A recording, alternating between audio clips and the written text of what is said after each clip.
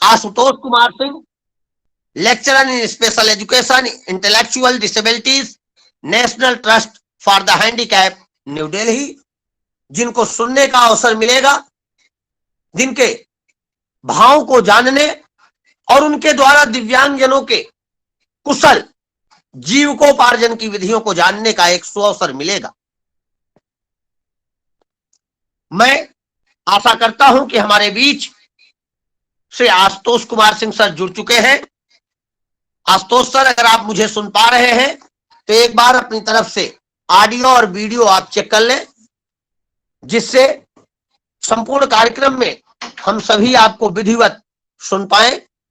Shri Ashutosh Kumar Singh sir, क्या आप मुझे सुन पा रहे हैं?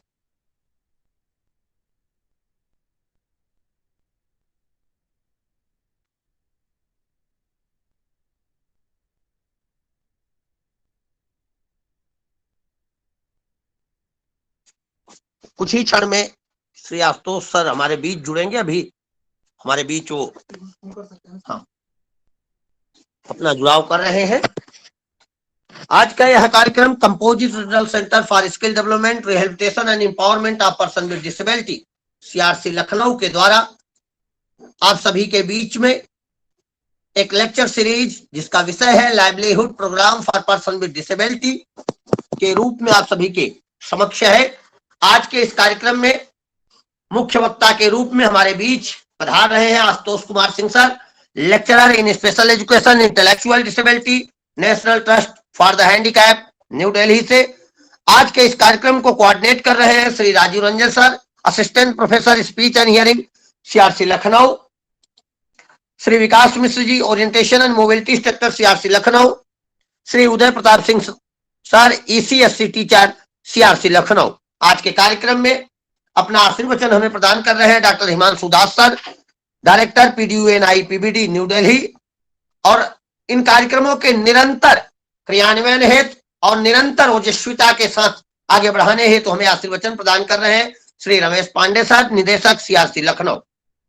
प्यारे मित्रों, यह कार्यक्रम आप सभी के बीच निरंतरता के साथ कैसे बौद्धिकता को श्रेष्ठता की तरफ ले जाया जाए, दिव्यांगजनों के कुशल संवर्धन को कैसे आधार बनाया जाए और कैसे दिव्यांगजनों की पहुंच को ऐसे विस्तृत भाव तक ले जाया जाए जहां पर उनका जीविकोपार्जन न केवल अपनी जीवनोयापन गतिविधि के लिए श्रेष्ठतम हो, अपितु दूसरे के लिए भी वे कैसे महत्वपूर्ण हो, कैसे देश के विकास में वो सहायक हो, ऐसे पक्षों की वृद्धता के लिए ऐसे कार्यक्रम आप सभी के बीच रचनात्मकता के रूप में लाए जा रहे हैं। उसी कड़ी का यह कार्यक्रम आप सभी के बीच आज है और इसमें दिव्यांगजनों के कुशल जीविकोपार्जन हेतु चर्चा, जीविकोपार्जन हेतु कैसे क्या विधियां की जाए, इस पर एक महत्वपूर्ण चिंतन हम आज के विशेषज्ञ द्वारा सुन पाएंगे, समझ पाएंगे और जान पाएंगे।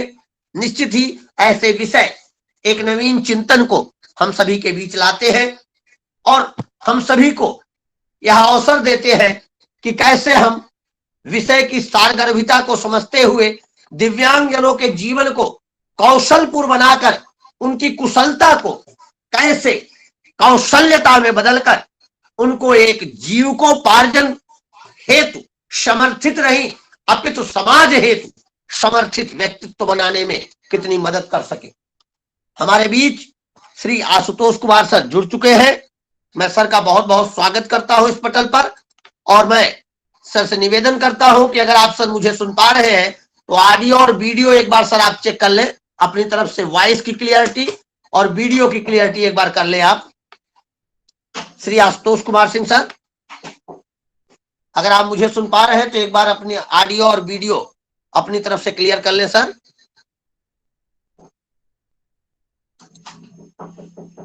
नहीं, अपने पे भेजा सर। आपकी आवाज आ रही है, बिल्कुल क्लियर आ रही है सर। मेरी आवाज आ रही है आप तक? जी सर, वॉइस आपकी हम तक आ रही है सर, लेकिन आपका वीडियो कैमरा सेटिंग सही नहीं आ रहा सर। एक बार कैमरे की सेटिंग ठीक कर लें।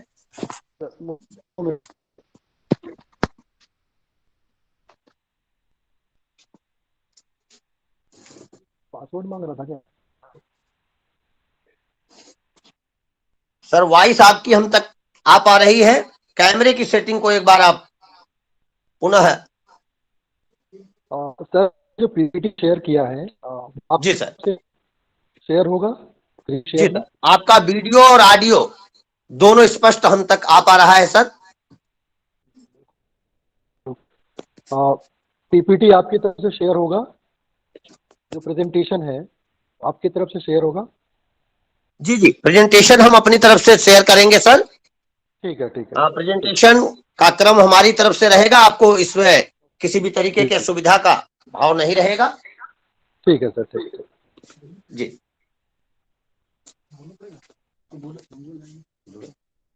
जरा पूछ लीजिए। निश्चित ही हमारे बीच आज के इस विशिष्टतम कार्यक्रम के मुख्य वक्ता श्री आशुतोष सर जुड़ चुके हैं। उनको सुनने के लिए हम सभी इस पटल पर आह्लादित और आनंदित हैं। ऐसे कार्यक्रम जो जीव को पार्जन की तरफ या जीवन की समृद्धता की तरफ चिंतन करने हेतु व्यवस्थित करते हैं, चिंतन करने हेतु एक चिंतन की नई धारा जागृत करते हैं, निश्चित ही वे किसी भी समाज के लिए एक महत्वपूर्ण कार्यक्रम के रूप में होते हैं। और ऐसे कार्यक्रमों में वैशिष्टता से युक्त व्यक्ति जब विशेषज्ञ के रूप में अपनी बात रखता है तो निश्चित ही वह एक महत्वपूर्ण भाव होता है। एक लंबा अनुभव शिक्षा के क्षेत्र में, एक लंबा अनुभव विभिन्न प्रकार के संस्थानों के साथ कार्य करते हुए संस्थानित प्रविधि में, और एक लंबा अनुभव दिव्यांगजनों के बीच में काम करने और दिव्यांगजनों की समस्याओं के चिन्हांकन तथा उनके कुशल निदान हेतु चिंतन प्रस्तुत करने में श्री आशुतोष सर का रहा है। वह अनुभव आज हमें जानने, समझने और उस अनुभव से प्राप्त जो निष्कर्ष है वह सुनने को मिलेंगे। हम सभी को आज यह जानने का अवसर मिलेगा कि कैसे हम अपने प्यारे बेटे और बेटियों को, विशेष आवश्यकता वाले बालक एवं बालिकाओं की कौशल्यता को, कुशलता को और उनकी समृद्धता को कैसे हम बढ़ाएं, कैसे हम उसे श्रेष्ठवत करें और कैसे हम उनकी बृहत्ता को और अधिक समर्थ कर सके। निश्चित ही आज हम सभी सुन पाएंगे। हमें इंतजार है हमारे निदेशक श्री रमेश पांडे सर का। जैसे ही आदरणीय निदेशक सर हमारे बीच जुड़ेंगे हम कार्यक्रम को विधिवत आरंभ कर देंगे। आप सभी निरंतर प्रचारित, प्रसारित और समुचित आप तक पहुंच रही सीआरसी लखनऊ की गतिविधियों से 100% परिचित हो रहे हैं।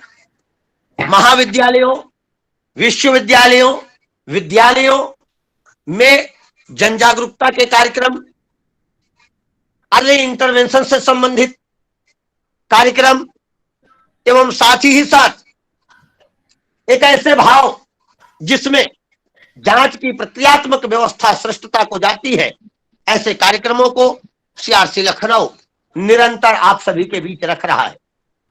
हम विभिन्न प्रकार के ट्यूटोरियल्स के माध्यम से, विभिन्न प्रकार के सूक्ष्मतम विषयक वैशिष्टता से आप सभी के बीच विशेषज्ञों की विशेषज्ञता पहुंचाने में सफलतम प्रयास कर रहे हैं।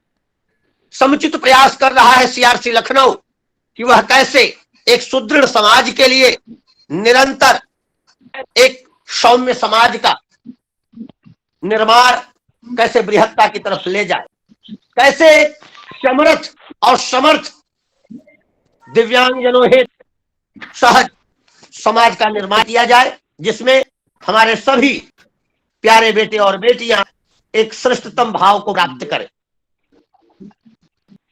आप सभी इस बात से परिचित होंगे, समुचित लाभान्वित हो रहे हैं कि आपके बीच रचनात्मक गतिविधियों को निरंतरता के साथ लाने में सीआरसी लखनऊ अपने सभी सफलतम प्रयास कर रहा है। आज का यह कार्यक्रम उसी कड़ी का एक कार्यक्रम है और हम सभी के लिए एक आनंद का विषय है कि इस कार्यक्रम को हमारे बीच लेकर के श्री आशुतोष सर आज हमारे बीच जुड़ चुके हैं। हमारे बीच संस्थान के यशस्वी निदेशक श्री रमेश पांडे सर जुड़ चुके हैं। सर का उद्बोधन और सर का वैशिष्ट भाव हम सभी आशीर्वचन के रूप में सुनेंगे। तत्पश्चात आज के मुख्य वक्ता का उद्बोधन सारगर्भित भाव में हम सभी अपने बीच प्राप्त करेंगे। हमारा प्रयास एक लक्ष्य पूर्ण ऐसी परिस्थिति का निर्माण करना जो सीआरसी लखनऊ के उद्देश्यों की पूर्ति में अक्षरशः 100% ऊर्जावित होकर के अग्रिम भाग में चल सके। आशा और विश्वास है कि निदेशक सर हमारे बीच जुड़ चुके हैं। मैं सर को सादर प्रणाम करता हूं और सादर आमंत्रित करता हूं सर को कि सर आप आए और आज के इस महत्वपूर्ण विषय पर अपने आशीर्वचन हमारे बीच रखें। आदरणीय निदेशक श्री रमेश पांडे सर। बहुत बहुत धन्यवाद पांडे जी, मेरी आवाज पहुंच रही है आप तक? जी सर। बहुत बहुत धन्यवाद। और मैं सबसे पहले हमारे आज के कार्यक्रम के रिसोर्स पर्सन श्री आशुतोष सिंह जी का बहुत स्वागत करता हूं, जो कि लेक्चरर हैं स्पेशल एजुकेशन में national trust for the handicap Delhi में। मेरे बहुत सालों पुराने जानने वाले हैं और बहुत ही मित्रवत संबंध रहे हैं, बहुत ही लर्नेड एकेडमिशियन रहे हैं, बहुत ही लर्नेड स्कॉलर रहे हैं स्पेशल एजुकेशन में। मैं आशुतोष जी आपका अपने मंत्रालय की तरफ से, अपने विभाग, राष्ट्रीय संस्थान और सीआरसी लखनऊ के सभी ऑफिसर्स, स्टाफ और बेनिफिशियरीज और पेरेंट्स की तरफ से आपका बहुत स्वागत करता हूं। आज के हमारे प्रोग्राम कोऑर्डिनेटर्स राजीव रंजन जी, विकास जी, नागेश जी और उदय जी, आप लोगों के प्रति भी मेरा आभार है। बहुत ही अच्छा विषय है। किसी भी जो भी पूरी दुनिया में, मैं देश की ही बात नहीं कर रहा, पूरे विश्व में जो भी पुनर्वास के क्षेत्र में सेवाएं चल रही हैं, उनका कहीं ना कहीं ऑब्जेक्टिव लाइवलीहुड से जुड़ा हुआ होना चाहिए। तो हम किस लिए रिहेबिलिटेशन की सर्विसेज चला रहे हैं, जो डिफरेंट स्कीम चला रहे हैं, उनका जो ऑब्जेक्टिव है वो मेन स्ट्रीम करना, सोशली फाइनेंशियली हमारे दिव्यांग जनों को प्रोडक्टिव बनाना और फिर उनको एक इंडिपेंडेंट सिटीजन के रूप में सोसाइटी में एस्टेब्लिश करना। यही हमारे सारे प्रोग्राम्स, स्कीम्स, फैसिलिटीज और कंसेशंस जो भी हैं उनका प्राइमरी ऑब्जेक्टिव है। और जब आज हम लोग livelihood programmes for person with disabilities बात करेंगे, तो मुझे पूरी उम्मीद है कि आशुतोष जी आज वो सभी जो बिंदु हैं, जो सभी ऑप्शंस अवेलेबल हैं, जहां भी जो भी कार्यक्रम अवेलेबल हैं दिव्यांगजनों के लिए, के लाइवलीहुड के लिए, उस पर जरूर उसको रेखांकित करेंगे, उसका विस्तार से वर्णन करेंगे। और जो भी पेरेंट्स और प्रोफेशनल इस वेबिनार में जुड़े हुए हैं, उनको निश्चित ही फायदा होगा और आगे भी जाके वो इंफॉर्मेशन जो नीडी लोग हैं, जो नीडी पॉपुलेशन है, उनमें डिसेमिनेट कर पाएंगे। मुझे ऐसी पूरी उम्मीद है। मैं बहुत ज्यादा समय नहीं लूंगा। मैं आज के हमारे सभी प्रोग्राम कोऑर्डिनेटर्स और दूसरे सभी स्टाफ को मैं शुभकामनाएं देता हूं। हमारे जितने पार्टिसिपेंट जुड़े हैं उनका स्वागत करता हूं, रिसोर्स पर्सन का फिर से स्वागत करता हूं और बहुत ही सफल कार्यक्रम की शुभकामनाएं देते हुए अपनी बात को समाप्त करता हूं। बहुत बहुत धन्यवाद। नमस्कार। बहुत बहुत धन्यवाद सर। निश्चित ही आपका आशीर्वचन हमारी प्रेरणा बनता है। अब मैं कार्यक्रम के मुख्य वक्ता श्री आशुतोष कुमार सर को सादर आमंत्रित करता हूं। एक ऐसे व्यक्तित्व को, लंबा अनुभव, 2005 से आप दिव्यांगता के क्षेत्र में सरकारी और गैर सरकारी संस्थानों में एक वृहद विशेषज्ञ के रूप में अपनी सेवाएं देते रहे हैं। एक लंबा अनुभव और अनुभवातीत आपका आज वैशिष्टता युक्त संबोधन हम सभी सुनेंगे। अधिक समय न लेते हुए मैं सादर आमंत्रित करता हूं श्री आशुतोष कुमार सिंह सर, आप आए और अपनी वैशिष्टता हमारे बीच रखें। आदरणीय आशुतोष सर। सभी को नमस्कार। Shri Ramesh Pandey sir, director CRC Lucknow, मैं उनका धन्यवाद ज्ञापन करना चाहूँगा कि उन्होंने मुझे आज के इस कार्यक्रम के लिए रिसोर्स पर्सन के रूप में आमंत्रित किया। सीआरसी लखनऊ से जुड़े जो भी प्रोग्राम के कोऑर्डिनेटर्स हैं, श्री नागेश जी और उनके अन्य जो भी सहकर्मी हैं, मैं उन सभी का धन्यवाद देना चाहूँगा। जितने भी हमारे पार्टिसिपेंट्स जुड़े हैं उसमें प्रोफेशनल्स हो सकते हैं, दिव्यांगजनों के अभिभावक हो सकते हैं, उन सभी का धन्यवाद देना चाहूँगा, उन सभी को नमस्कार करना चाहूँगा कि इस प्रोग्राम में आप सुनने के लिए आप उपस्थित हुए हैं, जुड़े हैं। आज का ये जो प्रोग्राम है वो विशेषकर लाइवलीहुड के ऊपर है कि हम क्या क्या हम अपने दिव्यांग जनों, दिव्यांग बंधुओं और बच्चों के लिए जो दिव्यांग हैं विशेष रूप से, उनके लिए क्या क्या सुविधाएं हैं, लाइवलीहुड के लिए क्या क्या कार्यक्रम किए जा सकते हैं, इन बिंदुओं पे हम लोग विशेष रूप से आज चर्चा करेंगे। तो आज का जो हमारा प्रेजेंटेशन है, हम उसमें से आप सभी के बीच में उसके ऊपर बातचीत करेंगे, विचार रखेंगे। आपके भी जो प्रश्न होंगे, जो आपके विचार होंगे, वो भी सादर आमंत्रित हैं। सेशन के बाद हम लोग उस पर भी विचार विमर्श करेंगे, क्या नई चीजें हो सकती हैं उनके बारे में, और क्या आप नई प्रैक्टिसेस कर रहे हैं अपने फील्ड में, उसके बारे में हम लोग विशेष रूप से विचार विमर्श करेंगे। सर इसको, हाँ ठीक है। और 5,000 काट ले सर, देखो ना 15,000 12,000 देना होगा, 2,000 रुपया आज का जो प्रोग्राम है livelihood programme for person with disabilities, पसंद का जो बात हमारे पीडब्ल्यूडी भाई बंधु हैं, उनके लिए क्या क्या लाइवलीहुड प्रोग्राम्स हैं गवर्नमेंट ऑफ इंडिया की तरफ से, या भारत के जो भी प्रावधान बनाए गए, जो भी हमारे एक्ट हैं, पॉलिसीज हैं, लेजिस्लेशंस हैं, जो अधिनियम बनाए गए हैं, उन अधिनियमों में कहाँ कहाँ पे लाइवलीहुड प्रोग्राम की बात की गई है, कौन कौन से हमारे पहले से एक्ट बने हुए हैं, हमारी जो नेशनल इंस्टीट्यूट्स हैं, जो हमारे एनजीओ पार्टनर्स हैं, जो हमारे रीजनल सेंटर्स हैं, कंपोजिट रीजनल सेंटर्स हैं, उनके थ्रू लाइवलीहुड प्रोग्राम में किस तरीके से सपोर्ट किया जा रहा है और क्या क्या उनके कार्यक्रम चलाए जा रहे हैं। साथ ही एनजीओ पार्टनरशिप प्रोग्राम में क्या क्या लाइवलीहुड प्रोग्राम चलाए जाते हैं, उन सब विषयों पे हम लोग विशेष रूप से चर्चा करेंगे। सर नेक्स्ट स्लाइड आगे बढ़ाइएगा। लाइफ स्किल्स एंड लाइवलीहुड, जब हम लोग लाइवलीहुड की बात करते हैं तो साथ में लाइफ स्किल भी उसके साथ एक जुड़ा हुआ तथ्य है।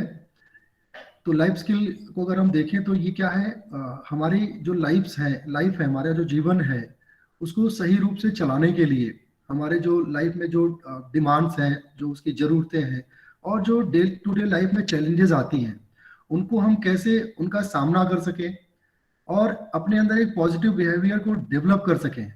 मतलब एक इंडिविजुअल जो होगा वो अपने दैनिक जीवन की क्षमताओं, दैनिक जीवन की चुनौतियों से कैसे डील करता है, कैसे उसके साथ एक तालमेल बना के चलता है, वो अपने आप में उसके लिए लाइफ स्किल्स है।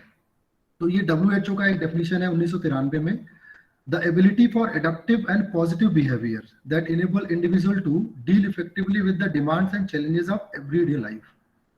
सो जितनी भी हमारी चैलेंजेस होती हैं, जितनी भी डिमांड्स होती हैं डे टू डे लाइफ में, उनको हम कैसे पॉजिटिव डायरेक्शन में उसका एडाप्टेशन कर सकते हैं अपनी लाइफ में, इफेक्टिवली कैसे डील कर सकते हैं अपनी लाइफ में, जिससे हमारा लाइफ एक्सेसिबल वे में आगे बढ़ सके।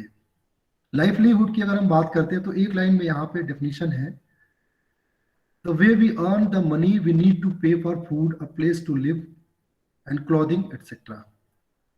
अगर हम लोग एक सबकी बात करते हैं तो हम कहते हैं रोटी, कपड़ा और मकान। हमारे जीवन की जो बेसिक नीड्स हैं, बेसिक रिक्वायरमेंट्स हैं, वो है रोटी, कपड़ा और मकान। हमें खाने के लिए भोजन चाहिए, पहनने के लिए कपड़ा चाहिए और रहने के लिए घर चाहिए। तो ये तीनों हम कैसे अर्जित करते हैं अपने जीवन में, हम इनको कैसे अर्न करते हैं, ये एक बहुत बड़ा जो है अपने जीवन की क्वालिटी होती है, एक स्किल होता है। एक ऐसा व्यक्ति जिसको लाइफ में बहुत तरह की डिफिकल्टीज हैं, डिसेबिलिटीज की वजह से सीवियरिटी आ जाती है, बहुत तरह की चैलेंजेस होती हैं, वो चैलेंजेस एटीट्यूडनल हो सकता है, वो उसके एजुकेशनल एक्टिविटीज को आगे बढ़ाने में उसको चैलेंज हो सकता है, उसको जॉब में भी बहुत तरह की समस्याओं का, चैलेंजेस का, चुनौतियों का सामना करना पड़ता है, और अपने जीवन को सुचारू रूप से, सही रूप से आगे बढ़ाने में भी बहुत तरह की चुनौतियों का सामना करना पड़ता है।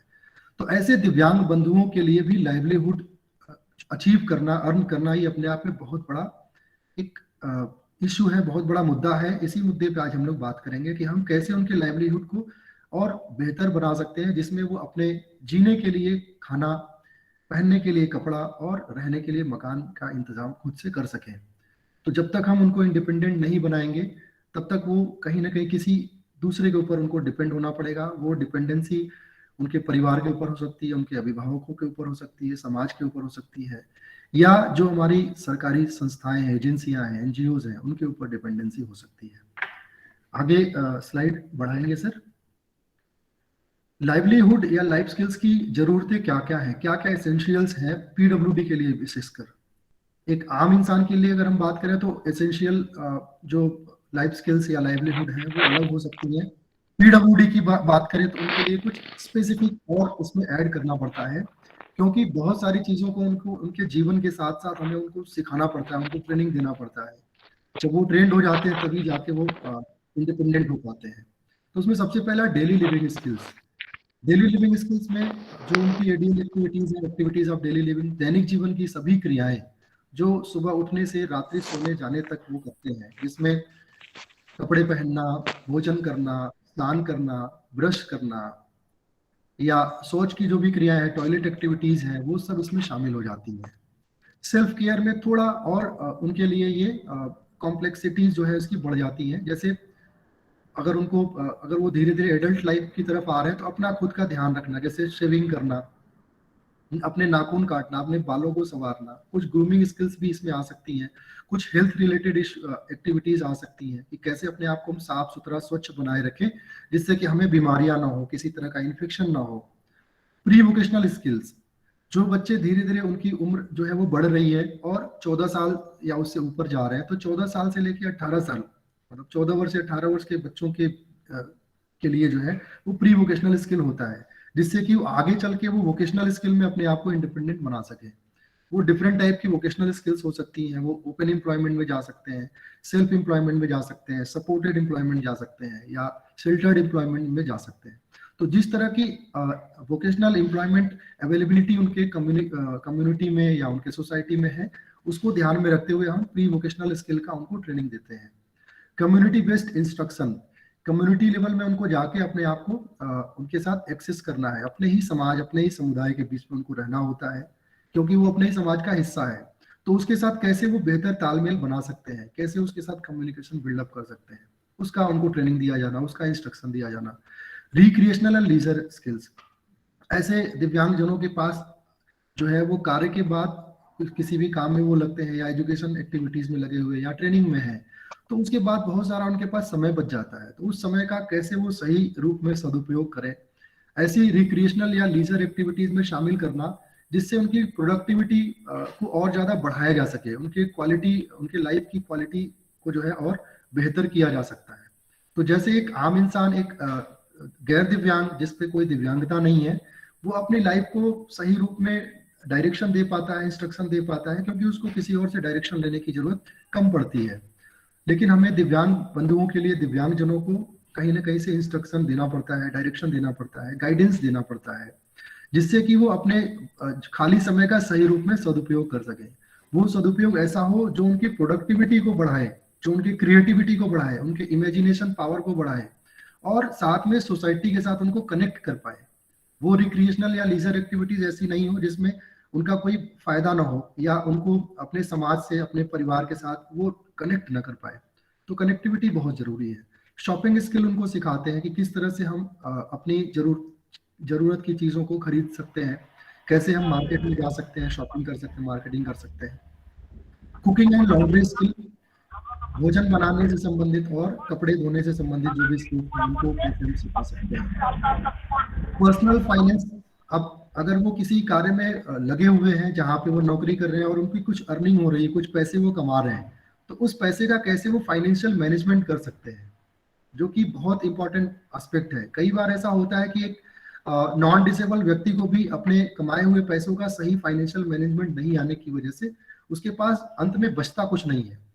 जैसे हम लोग अगर महीने में कुछ 20,000, 25,000, 15,000 महीने में अगर कमा रहे हैं, तो हम उसका एक फाइनेंशियल मैनेजमेंट करते हैं कि हमें 10% किसके लिए बचाना है, 20% कहाँ हम खर्च करेंगे। तो अलग अलग बजट एलोकेशन करते हैं हम शुरू से ही, जिससे हमारा फाइनेंशियल मैनेजमेंट हो जाता है। तो इसी तरीके से हमारे जो पीडब्ल्यूडीज हैं, पर्सन विद डिसेबिलिटीज हैं, दिव्यांग जन बंधु हैं, उनको भी फाइनेंशियल मैनेजमेंट सिखाना बहुत जरूरी है कि वो पर्सनल लेवल पे अपना फाइनेंशियल मैनेजमेंट कैसे करें।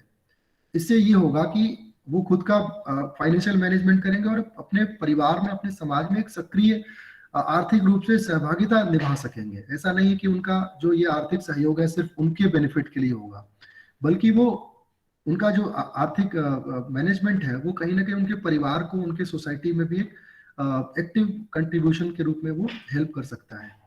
सेल्फ अवेयरनेस अचीव करना, अपने बारे में वो समझ पाते हैं, अपने बारे में बता पाते हैं, अवेयर हो पाते हैं। इंटरपर्सनल रिलेशन को बेहतर बनाना दूसरों के साथ, जैसे अपने उनके सहपाठी हैं, सहकर्मी हैं, अपने क्लासरूम में अगर जहाँ पे वो ट्रेनिंग ले रहे हैं तो दूसरे जो ट्रेनीज हैं उनके साथ एक अच्छा बेहतर संबंध बनाए रखना, जो उनके ट्रेनर हैं उनके साथ, मास्टर ट्रेनर है उनके साथ अच्छा संबंध बनाए रखना। कहीं पर वो अगर कार्य में जुड़े हुए हैं तो अपने जो भी उनके एम्प्लॉयर है, जो नियोक्ता है, जो उनको कार्य दे रहे हैं, उनके साथ, उनके सुपरवाइजर के साथ अच्छा संबंध बनाए रखना।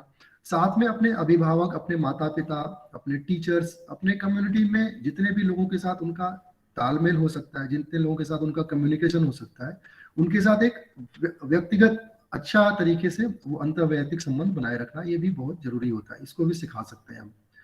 कम्युनिकेट विद अदर्स, दूसरों के साथ किस तरीके से अपने भावनाओं विचारों को वो अभिव्यक्त कर सकते हैं। कई बार ऐसा होता है कि इन्हें बहुत सारी चीजें पता होती हैं, लेकिन किसके पास ये अपनी कंप्लेन करें, किसके साथ ये कम्युनिकेशन करें, और कम्युनिकेशन कैसे करना है, बेहतर कम्युनिकेशन कैसे हो, इसके बारे में जो है इनको ट्रेनिंग दिया जाता है। सेल्फ अचीविंग इंडिपेंडेंस, साथ में इंडिपेंडेंस की हर एक्टिविटी में खुद से ये उस चीज में आत्मनिर्भर बन सके। ऐसा नहीं कि हर कार्य के लिए इनको डिपेंड होना पड़े, दूसरों के ऊपर आत्मनिर्भर होना पड़े। तो ये एक तरीके का जो डिपेंडेंसी है उसको खत्म करना और इंडिपेंडेंस को अचीव करना। हेलो, हाँ आदर्श जी, कुछ पूछना चाहते हैं?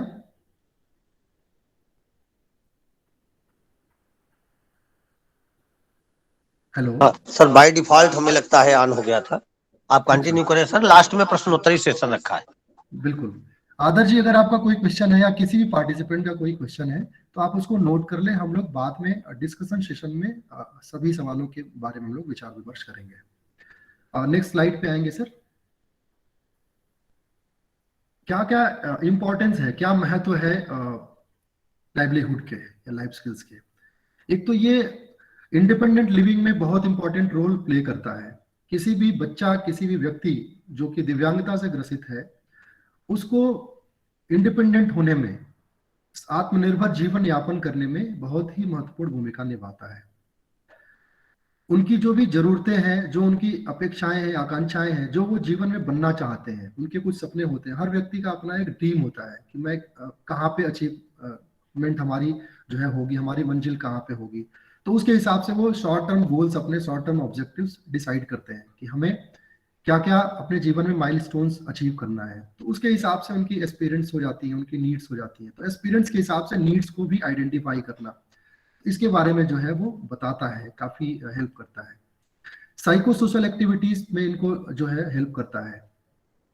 साइको सोशल में जैसे हो गया कि अब इनके पास किसी तरह का चैलेंज आ रहा है, किसी तरह का प्रॉब्लम आ रहा है, जिसमें हो सकता है इमोशनल अटैचमेंट हो, जिसमें कुछ सेंटिमेंट्स इन्वॉल्व हो, जहाँ पे इनका कहीं हो, कई बार होगा कि इनकी प्रशंसा होगी, कई बार ऐसा हो सकता है कि इनके कामों की का जो है वो क्रिटिकल एनालिसिस भी किया जाए। तो ऐसे इन्वायरमेंट से, ऐसे सिचुएशंस के साथ कोप करना, डील करना, पॉजिटिवली डील करना कि आपकी जो ये कमियां बताई जा रही हैं, ये इसको आपके कार्य को सुधारने के लिए बताया जा रहा है। तो इस तरह से साइको सोशल एक्टिविटीज के बारे में भी इनको हेल्प मिलता है।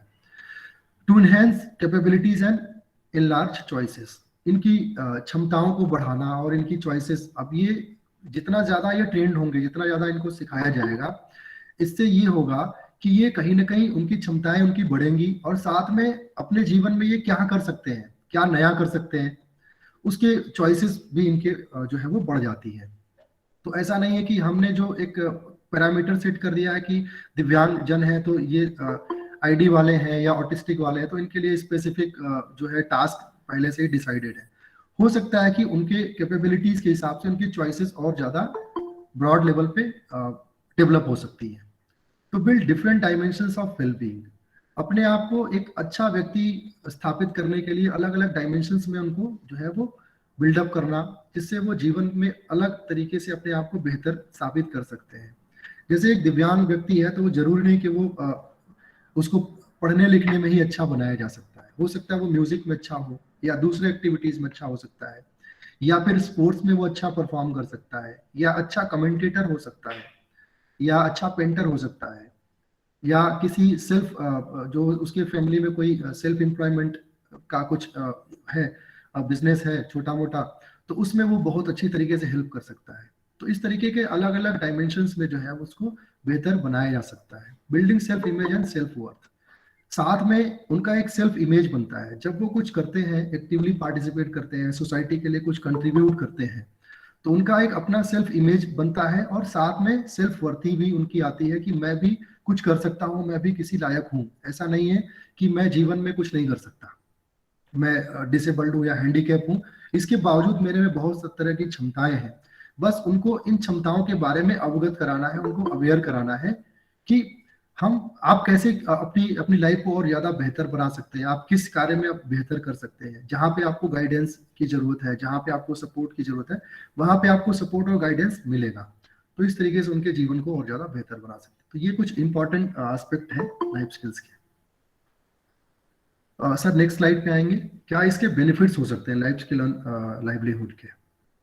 अगर हम बेनिफिट्स की बात करें तो ये इंडिविजुअल लेवल पे एक तो कॉन्फिडेंस बिल्डअप करता है उस पीडब्ल्यूडी व्यक्ति में, इंडिपेंडेंट लिविंग की तरफ उनको आगे बढ़ाता है कि वो खुद से अपने जीवन के सभी निर्णय ले सकते हैं और अपनी लाइफ में इंडिपेंडेंट बनते हैं।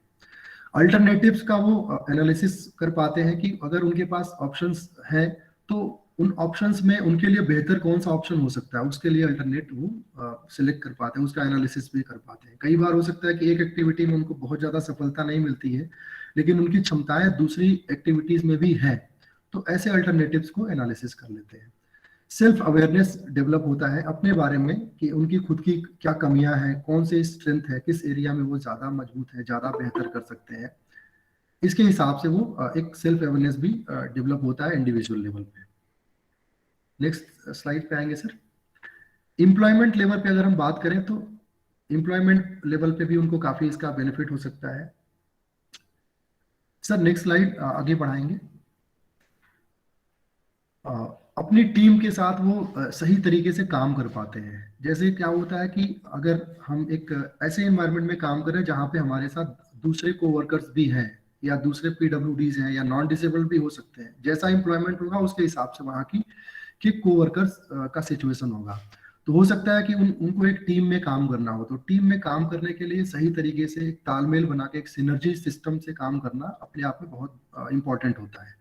तो अगर ऐसा इन्वायरमेंट है जहाँ पे वो सिनर्जिस्टिक वे में काम करते हैं, एक दूसरे के साथ मिलजुल के काम कर सकते हैं, कोऑपरेटिव सहयोग होता है, तो उससे क्या होगा कि एम्प्लॉयमेंट में जो भी लगे हुए लोग हैं उनको भी बेनिफिट है और साथ में एम्प्लॉयर को या कंपनी या एजेंसी को भी बहुत तरह का फायदा होता है। Adaptability and flexibility to different working environment, इससे ये फायदा होगा उनको, अगर ये ट्रेनिंग मिली रहेगी, इसके बारे में जानते रहेंगे कि वो किसी भी एनवायरनमेंट के साथ आसानी से अपने आप को एडाप्ट कर पाएंगे। किसी भी वर्किंग एनवायरनमेंट के साथ, चाहे वो किसी भी तरह का उसमें डिफरेंस हो, उसके साथ फ्लेक्सिबली अपने आप को इन्वॉल्व कर पाएंगे। सोसाइटी को क्या फायदा होता है? हम सोसाइटी को ये फायदा होगा कि ऐसे एक्टिविटीज को आगे बढ़ाने से हम डाइवर्सिटी को रिस्पेक्ट करते हैं। जैसे हम डाइवर्सिटी में जीते हैं, हमारे यहाँ विभिन्न तरह की भाषाएं बोली जाती हैं, अलग अलग कल्चर है, अलग अलग समाज है, अलग अलग धर्म जाति के लोग रहते हैं, तो उनको भी, हमें पीडब्ल्यूडी को भी एक ऐसे ही डाइवर्सिटी का एक हिस्सा मानना है, ना कि हम उनको अपने से कमतर आके या कमतर माने।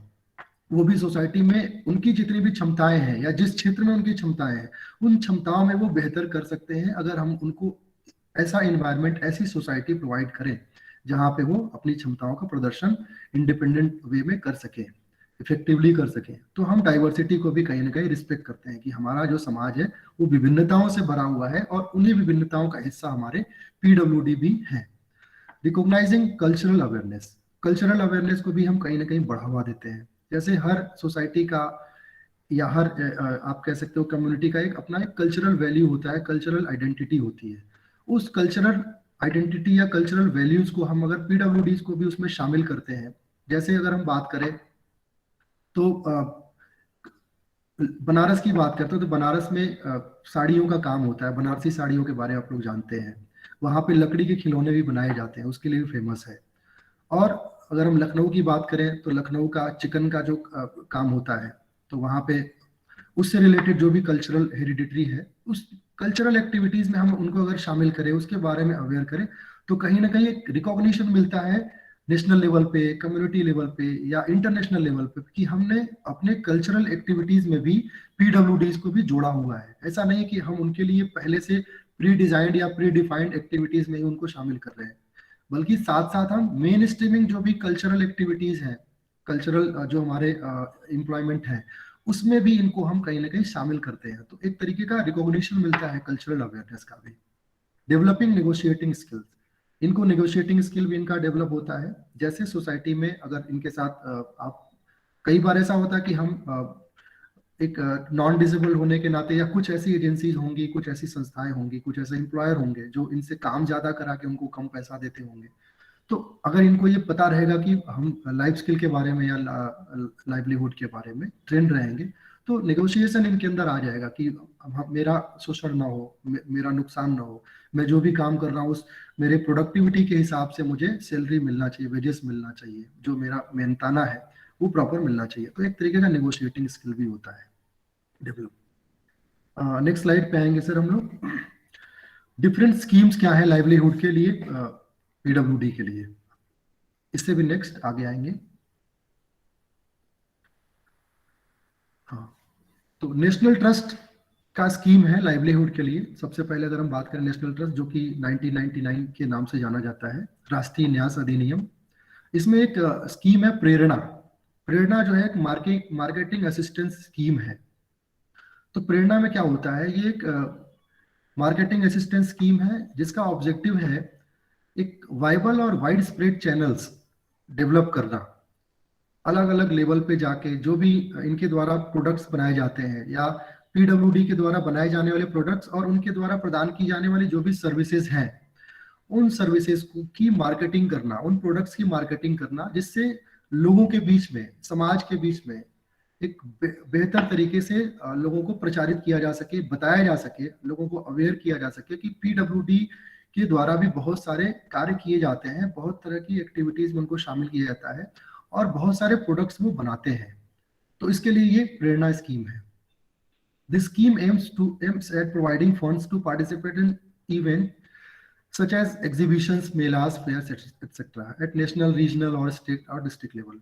So आपने देखा भी होगा कि अलग अलग लेवल पे, चाहे वो नेशनल लेवल पे हो या स्टेट लेवल पे हो या रीजनल लेवल पे हो, कुछ इवेंट्स ऑर्गेनाइज किए जाते हैं, जैसे एग्जीबिशन हो गया, प्रदर्शनी हो गया, या किसी तरह का मेला है, या पीडब्ल्यूडीज के लिए स्पेशली डिजाइन फेयर्स होते हैं।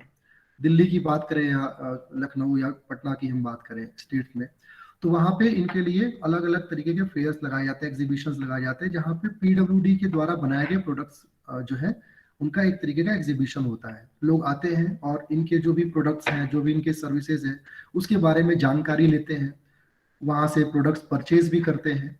और ये प्रोडक्ट्स बहुत बेहतर तरीके से बनाए गए होते हैं, बहुत एक प्लानिंग वे में इनको तैयार किया जाता है। जो भी एजेंसी इसमें शामिल है, चाहे वो गवर्नमेंट ऑर्गेनाइजेशंस हो, चाहे प्राइवेट एनजीओस ऑर्गेनाइजेशंस हो, तो इनके द्वारा जो है इन दिव्यांग जनों को साथ में मिलके ऐसे कार्यों में लगाया जाता है जहाँ पे ये अपने द्वारा कुछ प्रोडक्ट्स तैयार करते हैं।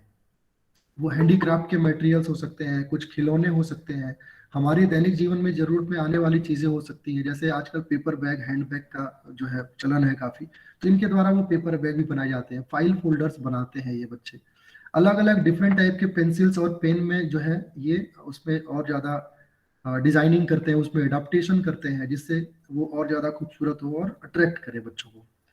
ये स्कीम जो है वो इंसेंटिव प्रोवाइड करता है ऐसे रजिस्टर्ड ऑर्गेनाइजेशंस को जो पीडब्ल्यूडी के कार्य करने के लिए जो है वो रिकॉग्नाइज्ड है या रजिस्टर्ड है, तो उनको इंसेंटिव भी प्रोवाइड करता है प्रेरणा स्कीम नेशनल ट्रस्ट का। अगर हम बात करें तो 51% एम्प्लॉयज जो हैं वो आप कह सकते हैं कि डिसेबिलिटीज के लिए नेशनल ट्रस्ट एक्ट के अंतर्गत जो है वो कवरेज इनका होता है। मतलब हमारे पास जो सेंटर्स हैं टोटल, उन सेंटर्स में 51% पीडब्ल्यूडी जो है वो नेशनल ट्रस्ट के प्रेरणा स्कीम के अंतर्गत कवरेज किए जाते हैं। तो अभी एक बड़ा गैप है, हमें 100% इसको अचीव करना है, लेकिन अलग अलग जो स्कीम्स हैं अलग अलग गवर्नमेंट की, उनके तहत कहीं ना कहीं उनको कवर किया जा रहा है। ये अपने आप में ये फील्ड जो है वो बहुत पिछड़ा हुआ है। अगर हम एम्प्लॉयमेंट लेवल पे बात करें, पीडब्ल्यूडीज के एम्प्लॉयमेंट की बात करते हैं, तो काफी लोगों के ऊपर अभी कार्य किया जाना बाकी है। अपने आप में फिर भी एक बहुत बड़ा अचीवमेंट है कि प्रेरणा स्कीम के थ्रू जो है पीडब्ल्यूडीज के 51% ऑफ पॉपुलेशन को हम कवर अप कर पा रहे हैं। सर नेक्स्ट स्लाइड पे आएंगे। इंडियन रेलवे की बात करें तो इनके रिक्रूटमेंट के लिए जो है वो कोटा है। Under 3% quota for physically handicapped in recruitment posts have been identified for 3 categories of disabilities, namely blindness or low vision, hearing impairment, and locomotor or cerebral palsy. So railway ने जो है वो 3% कोटा रिजर्वेशन में रखा हुआ है पीडब्ल्यूडीज के लिए, जिसमें बेसिकली ब्लाइंडनेस और लो विजन की कैटेगरी के आते हैं व्यक्ति, हियरिंग इम्पेयरमेंट जो सुन नहीं पाते हैं श्रवण अक्षम, या लोकोमोटर डिसेबिलिटी चलन बाधिता, या फिर सेरेब्रल पाल्सी। उसके अलावा Indian railway are making their best efforts to fill up the vacancies reserved against physically handicapped quota, including 1% quota reserve for visually handicapped in group C and D categories. तो अगर हम बात करें physically handicapped की तो 1% कोटा के साथ साथ उन्होंने विजुअली हैंडीकैप को ग्रुप सी और ग्रुप डी की कैटेगरीज की वैकेंसी में इनके लिए रिजर्वेशन का क्राइटेरिया रखा हुआ है। तो ये group C and group D category के लिए उन्होंने रखा है। Posts have been identified in the group A to be filled through direct recruitment. जो ग्रुप ए में पोस्ट आइडेंटिफाइड की गई हैं वो डायरेक्ट रिक्रूटमेंट के थ्रू फिल की जाएंगी, जिसमें इंडियन रेलवे के अकाउंट सर्विसेज शामिल किया गया है, इंडियन रेलवे का मेडिकल सर्विसेज को शामिल किया गया और इंडियन रेलवे का पर्सनल सर्विसेज को शामिल किया गया ग्रुप ए की कैटेगरीज में। इसमें इनके लिए रिजर्वेशन क्राइटेरिया है। Posts have also been identified for specified categories of disability in Indian Railway service of engineers, mechanical engineers, electrical engineers, store service in Indian Railway, traffic service, जो कि direct recruitment के through इनका ये post को fill किया जाएगा UPSC union public service commission के through. सो इस तरह की पोस्ट जो है वो रेलवे में रिजर्व की गई है हमारे पीडब्ल्यूडी बंधुओं के लिए। सर नेक्स्ट स्लाइड पे आएंगे हम। Government livelihood scheme the person with disabilities, इनके लिए गवर्नमेंट लाइवलीहुड में क्या क्या स्कीम्स हैं। अगर हम स्कीम्स की बात करें तो यहाँ पे बहुत सारी स्कीम्स दी गई हैं, जिसमें स्वर्ण जयंती ग्राम स्वरोजगार योजना है SGSY, संपूर्ण ग्रामीण रोजगार योजना है SGRY, Mahatma Gandhi national rural employment guarantee act मनरेगा जिसको हम लोग बोलते हैं, स्वर्ण जयंती शहरी रोजगार योजना SJSRY, prime minister's employment generation programme PMEGP है, द अप्रेंटिसशिप ट्रेनिंग स्कीम है इनके लिए। तो ये कुछ गवर्नमेंट लाइवलीहुड स्कीम है जो कि पीडब्ल्यूडीज के लिए बेसिकली इसमें ध्यान रखा गया है कि हम कैसे पीडब्ल्यूडीज को ऐसे एक्टिविटीज में शामिल कर सकते हैं, ऐसे स्कीम में शामिल कर सकते हैं जिससे उनके लाइवलीहुड को और ज्यादा बेहतर बनाया जा सके और उनको एम्प्लॉयमेंट के जो है अपॉर्चुनिटीज अवेलेबल कराई जा सके। सर आगे बढ़ेंगे हम लोग। Skill development and employment. Person with disabilities in India face many challenges when they're looking to develop employable skills and in gaining meaningful employment. Employment की अगर हम बात करते हैं तो PWDs के लिए हमारे जो दिव्यांग बंधु भाई हैं उनको बहुत तरह की employable skill होने के बाद भी अलग अलग तरह की challenges को face करना पड़ता है, जिससे उनको हम meaningful employment provide नहीं करा पाते हैं। हम अगर बात करें UNCRPD की तो UNCRPD का इंडिया जो है वो रेटिफाइड मेंबर है, उसमें सिग्नेटरी अथॉरिटी है, उसके बावजूद बहुत तरह की डिफिकल्टीज फेस करना पड़ता है पीडब्ल्यूडीज को लेबर मार्केट में। सेंसस 2011 की बात करते हैं तो लगभग 2.68 करोड़ पीडब्ल्यूडीज इंडिया में है, जो कहीं ना कहीं उसमें अगर 1.50 करोड़ जो है वो मेल पॉपुलेशन है और 1.18 करोड़ फीमेल पॉपुलेशन जो है वो रिप्रेजेंट करता है सेंसस की अगर हम बात करते हैं। Person with disability constitute a significant percentage of the population of India, there need for meaningful employment largely remains unmet. तो इतना पॉपुलेशन होने के बाद अगर हम अभी की बात करते हैं तो ये जो फिगर है वो कहीं ना कहीं और ज्यादा बढ़ गया होगा, हो सकता है इसके डबल में ये फिगर हो। अब हम 21 टाइप ऑफ डिसेबिलिटी की बात करते हैं, क्योंकि सेंसस के टाइम पे हम सिर्फ 7 डिसेबिलिटी पे काम करते थे।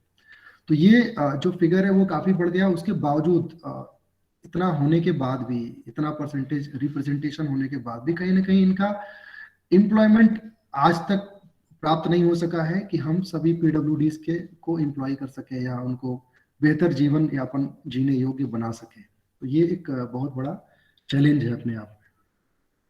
आगे बढ़ेंगे सर हम लोग।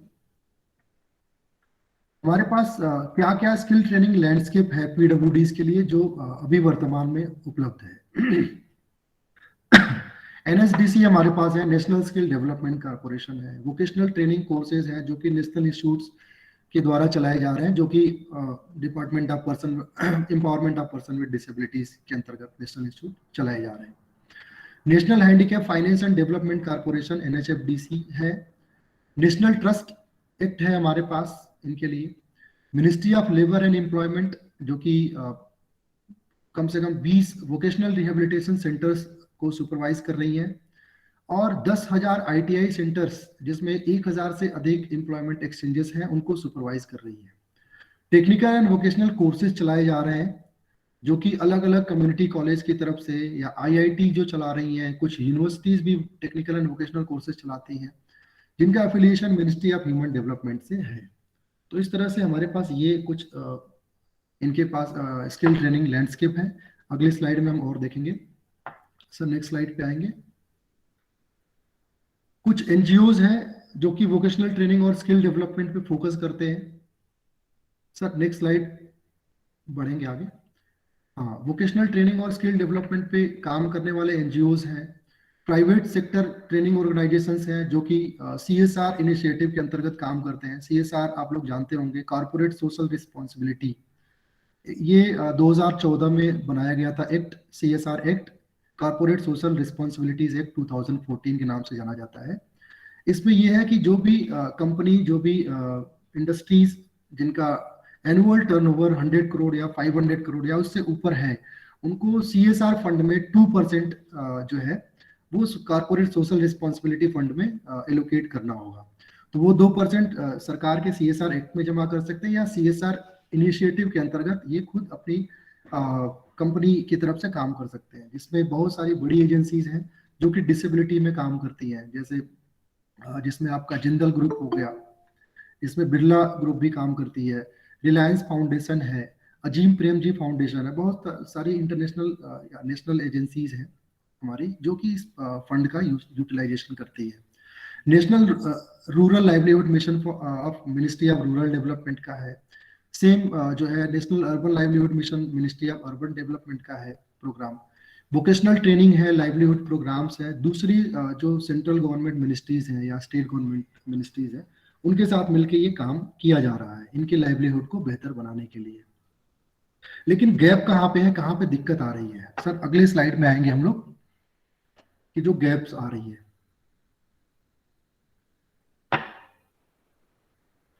अगर हम सेंसस की बात करें तो सेंसस 2011 कहता है कि हमारे लगभग 1.34 करोड़ पीडब्ल्यूडीज, मतलब 1.34 करोड़ ऐसे हमारे दिव्यांग बंधु हैं जो कि 15 to 59 ईयर्स एज ग्रुप के अंतर्गत आते हैं। मतलब उनके अंदर कहीं ना कहीं वो एम्प्लॉयबल एज में तो है, उनको एम्प्लॉयमेंट का ट्रेनिंग दिया जा सकता है, किसी एम्प्लॉयमेंट में उनको लगाया जा सकता है, बावजूद कहीं ना कहीं हम उनके जो है एम्प्लॉयमेंट को अचीव नहीं कर पा रहे। इसमें से अगर हम बात करें तो 99 लाख पीडब्ल्यूडीज ऐसे हैं जो कि एम्प्लॉयबल एज होने के बावजूद नॉन वर्कर हैं या मार्जिनल वर्कर हैं, उनको कार्य नहीं के बराबर मिले हुए, उनको किसी तरह का जॉब, किसी तरह का एम्प्लॉयमेंट नहीं है।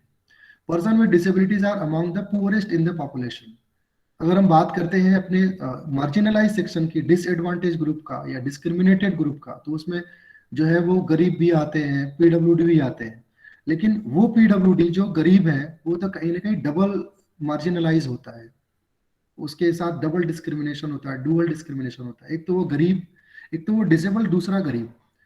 तो जो गरीब डिसेबल्ड है वो ज्यादा मार्जिनलाइज है। ऐसे सेक्शन के लिए हम कुछ नहीं कर पा रहे। तो इसको बढ़ाने के लिए जो है वो urgent need to scale up the skill training infrastructure in view of huge demand supply gap. हमारी सोसाइटी की, हमारे एजेंसियों की डिमांड बहुत ज्यादा है, लेकिन कहीं ना कहीं हम सप्लाई नहीं कर पा रहे हैं due to non availability of high functional activities, high functional training. हमारे पास कहीं ना कहीं हम उनको ट्रेनिंग नहीं दे पा रहे हैं, हमारी इतनी एजेंसीज होने के बावजूद। हम एक टारगेटेड ग्रुप, हमारा एक अपना एक टारगेटेड ग्रुप है जिसको हम कहीं ना कहीं सपोर्ट प्रोवाइड कर पा रहे हैं, उनको ट्रेन कर पा रहे हैं जिससे उनको जॉब में लगाया जा सकता है। लेकिन कई बार वो भी किसी न किसी वजह से अपने सही लाइवलीहुड को जो है अचीव नहीं कर पाते हैं। The training being offered through various institution mechanism is non-homogeneous, lack of quality and is low of employability। तो जो ट्रेनिंग उनको दिया जा रहा है, जो मैकेनिज्म है, जो इंस्टीट्यूशंस है, वो होमोजेनस नहीं है। वो ऐसा नहीं है जिसमें हम पर्सन विद डिसेबिलिटीज को भी इन्वॉल्व कर सके या सभी तरह के पीडब्ल्यूडीज को एक साथ उसमें शामिल करके उनके साथ काम करा सके। क्वालिटीज नहीं है और एम्प्लॉयबिलिटी नहीं है। अगर उनको हम ट्रेंड भी कर देते हैं तो उनके हिसाब से हमारे पास एम्प्लॉयमेंट नहीं है, अवेलेबल रिसोर्सेज जो एम्प्लॉयमेंट के लिए वो ना के बराबर है। Very low access of the present training infrastructure to the PWDs in rural area. Rural areas में स्थिति और ज्यादा खराब है, वहां पे उनके लिए ट्रेनिंग इंफ्रास्ट्रक्चर नहीं के बराबर है। Low level of involvement of private sector in the skill training PWDs. तो पीडब्ल्यूडीज को स्किल ट्रेनिंग देने के लिए प्राइवेट सेक्टर का आप कह सकते हो कि बहुत ज्यादा इन्वॉल्वमेंट नहीं है, उनका मोटिवेशन नहीं के बराबर है। कहीं ना कहीं वो ऐसे दिव्यांग बंधुओं को नॉन प्रोडक्टिव समझते हैं या उनको लगता है कि इनके ऊपर ज्यादा काम करना, हमें ज्यादा टाइम एफर्ट ज्यादा लगाना पड़ेगा, हमारा बहुत सारा खर्च इनके ऊपर होगा। तो कहीं ना कहीं इस तरह का सोच है, ऐसा एटीट्यूड है जिसकी वजह से उनका इन्वॉल्वमेंट ना के बराबर है। Overlapping of skill training offered by various ministries and department to the पीडब्ल्यूडीज।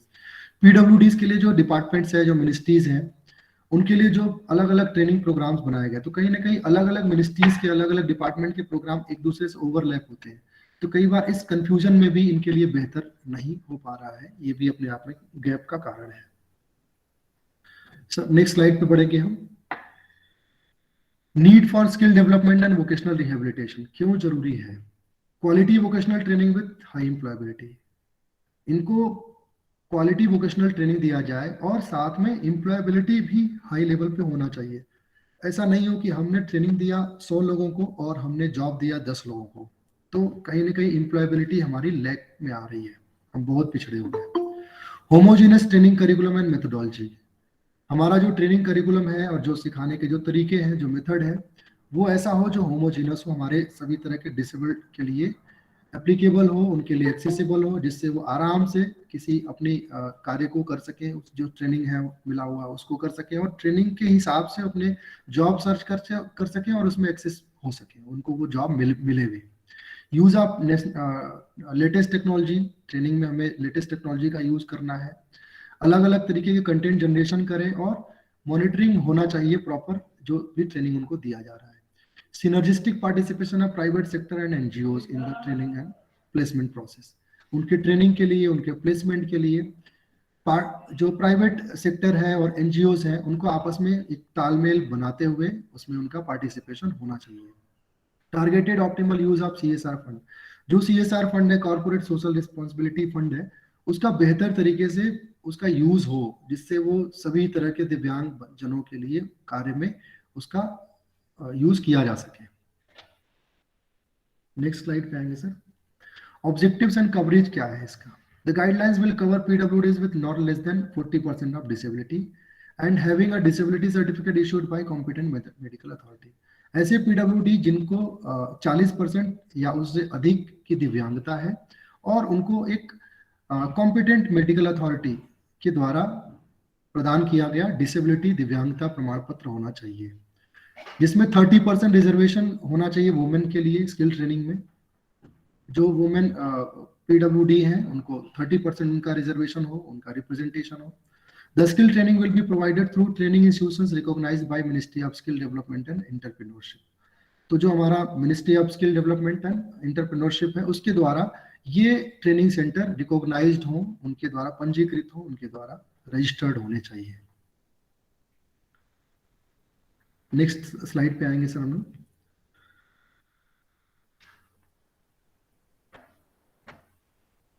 Components for the national action plan for skill training of PwDs. Sir next slide आगे बढ़ाएंगे। A project monitoring unit PMU has been set up in the Department of PWDs, Person with Disabilities. The PMU has the following components. हमारे जो department of person with disabilities है, उसमें project monitoring unit को set किया गया है, establish किया गया है, जिसके अलग अलग कंपोनेंट्स यहाँ पे नीचे दिए गए हैं। ट्रेनिंग नीड असेसमेंट यूनिट, कि कौन किस तरह का उनको ट्रेनिंग दिया जाना है, उसका पहले हम प्रॉपर असेसमेंट करेंगे। हर पीडब्ल्यूडी में किस तरह की क्षमताएं हैं, पहले हम उसका असेसमेंट करें। देन उसके बाद कंटेंट जनरेशन यूनिट, असेसमेंट करने के बाद किस किस एरिया में उसको हमें ट्रेनिंग देना है, उसका एक कंटेंट जनरेशन होगा, कंटेंट तैयार किए करेंगे। Training monitoring and certification unit, उसके बाद ट्रेनिंग के दौरान उनकी प्रॉपर मॉनिटरिंग करना और ट्रेनिंग के पश्चात, ट्रेनिंग लेने के बाद उनको सर्टिफिकेट प्रोवाइड करना।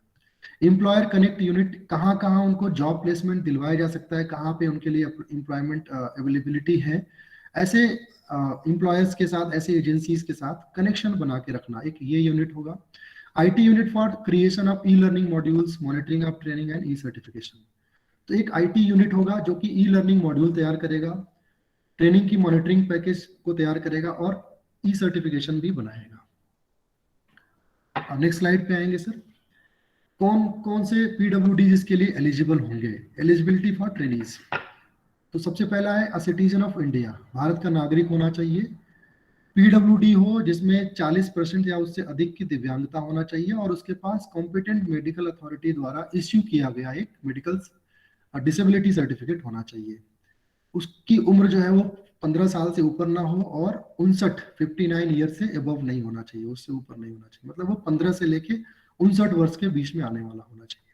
The applicant should not have undergone any other skill training, इस ट्रेनिंग के लिए दूसरे किसी और ट्रेनिंग में वो पार्टिसिपेशन उसका नहीं होना चाहिए, कोई और ट्रेनिंग वो ना कर रहा हो। कौन कौन सी इंप्लीमेंटिंग एजेंसीज हैं, ट्रेनिंग प्रोवाइडर्स हैं जो इनके लिए एलिजिबल हो सकती हैं। The scheme will be implemented through the organisations referred as training partner, तो इनको ट्रेनिंग पार्टनर का नाम दिया गया है। The financial assistance will be provided through the grant in aid to the following categories of organization. तो जो हमारा पीडब्ल्यूडी डिपार्टमेंट है वो किनको किनको फाइनेंशियल असिस्टेंट या ग्रांट इन एड प्रोवाइड करेगा, वो उसकी कैटेगरीज यहाँ पे दी गई है। डिपार्टमेंट ऑफ स्टेट गवर्नमेंट और यूनियन टेरिटरी होना चाहिए। Undertaking setup by central government और स्टेट गवर्नमेंट, स्टेट गवर्नमेंट या सेंट्रल गवर्नमेंट द्वारा सेटअप किया हुआ कोई एजेंसी हो। नेशनल इंस्टीट्यूट्स हो सकते हैं, सीआरसी हो सकते हैं, composite regional centre, DDRC district disability rehabilitation centre हो सकता है, आरसी रीजनल सेंटर्स हो सकते हैं, आउटरीच सेंटर्स हो सकते हैं, ministry of social justice and empowerment के द्वारा स्थापित किए हुए। आगे बढ़ेंगे सर। सोसाइटीज रजिस्ट्रेशन एक्ट 1860 के अंतर्गत स्थापित जो एनजीओ जिसको हम लोग बोलते हैं वो हो सकते हैं। इंडियन ट्रस्ट एक्ट, जो हमारा ट्रस्ट एक्ट होता है, ट्रस्ट जो एजेंसीज होती है वो 1882 के अंतर्गत रजिस्टर्ड होनी चाहिए। कंपनीज एक्ट 1956 के अंतर्गत रजिस्टर्ड एजेंसीज हों जो स्किल ट्रेनिंग में सेंट्रल गवर्नमेंट या स्टेट गवर्नमेंट के द्वारा जो है रिकॉग्नाइज होनी चाहिए। The organisation shall have not less than 3 years experience of organising skill training programme. इन सभी ऑर्गेनाइजेशन के पास कम से कम 3 साल का अनुभव हो, 3 वर्ष का अनुभव हो स्किल ट्रेनिंग प्रोग्राम का। In case of NGOs, they shall be registered with the NGO partnership program of the Niti Aayog and should have obtained a unique ID.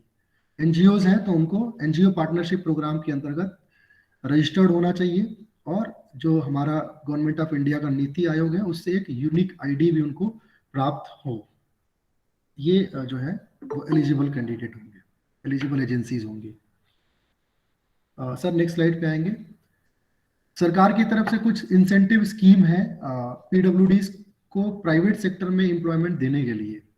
To encourage private sector to employ PWD, a scheme of incentive to the employers in private sector for providing employment PWDs was announced by the then finance minister in budget speech of financial year 2007। तो 2007-8 में incentive scheme जो है वो announce किया गया था ऐसे private sectors के लिए जो PWDs को कहीं ना कहीं एम्प्लॉयमेंट देते हैं।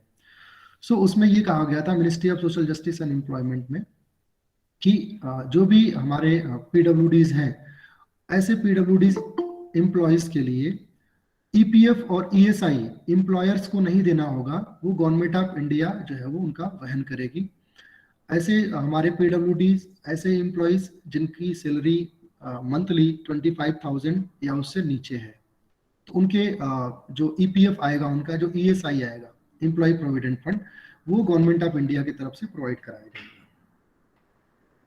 आगे बढ़ेंगे सर। लेकिन ये इंसेंटिव स्कीम कहीं ना कहीं आगे जाके बहुत ज्यादा सक्सेसफुल नहीं हुआ। तो नेक्स्ट स्लाइड।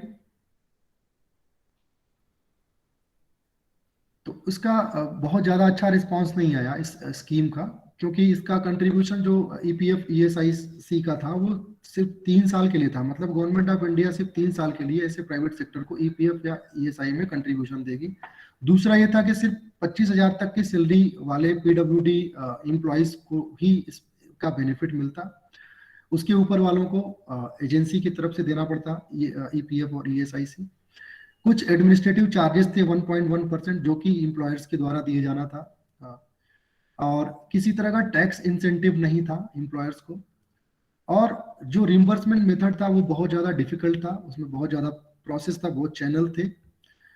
स्किल्स जो हमारे पीडब्ल्यूडीज के हैं वो प्राइवेट सेक्टर के स्किल से या उनकी जरूरत के हिसाब से मैच नहीं करते। मतलब अगर ये हमारे पीडब्ल्यूडीज भाई बंधु जो है वो जिस स्किल में ट्रेंड है, लेकिन उससे रिलेटेड कोई भी एक्टिविटीज प्राइवेट सेक्टर अगर नहीं कराती है तो ऐसा मैच नहीं हो पाता था। ये भी अपने आप में चैलेंज था।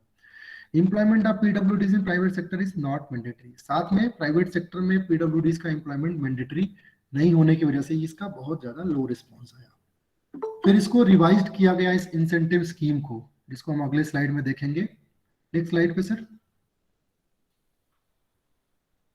तो इसमें ये हुआ कि ईपीएफ और ईएसआई जो है वो डीपीडब्ल्यूडी द्वारा दिया जाएगा एडवांस में। ऐसा नहीं है कि ये डिपॉजिट जो है वो बाद में दिया जाएगा, ये पहले से ही डिपार्टमेंट की तरफ से पहले से ही एडवांस में दिया जाएगा।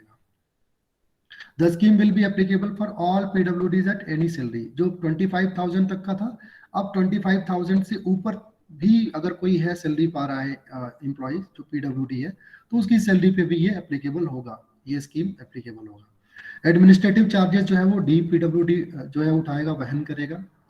गवर्नमेंट शैल पे द एम्प्लॉयज कंट्रीब्यूशन जो फंड है वो 10 ईयर्स तक के लिए ये वहन करेगा government of India.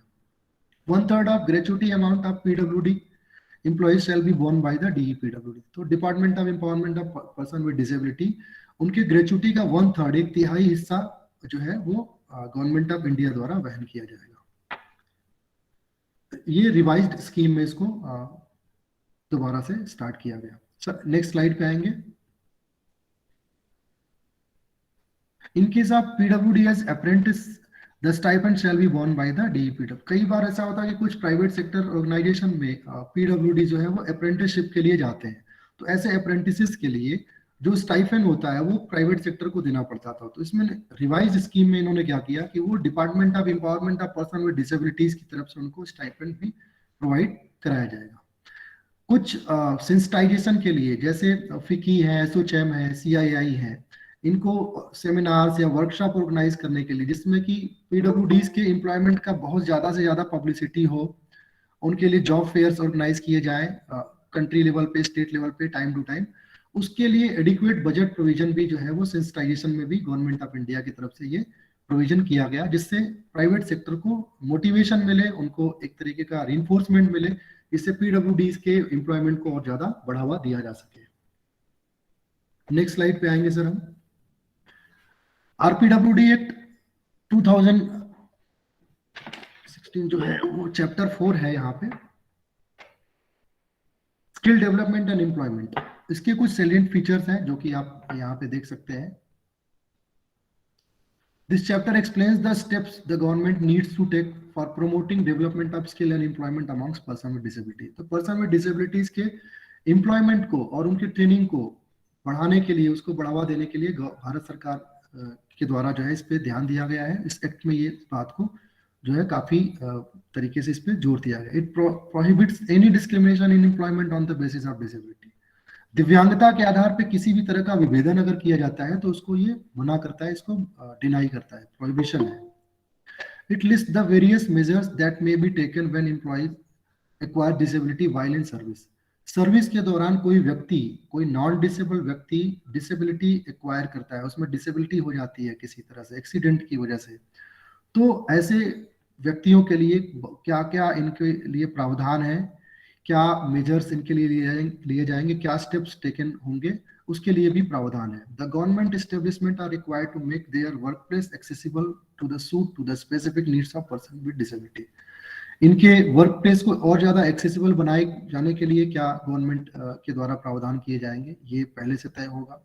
Equal opportunity policies होगी, सभी तरह के जो भी इंफॉर्मेशन इनको मिल रहे हैं, जो भी इनकी फैसिलिटीज हैं पीडब्ल्यूडीज के लिए, उसको उसके तहत जो है इक्वल अपॉर्चुनिटीज बनाई गई है।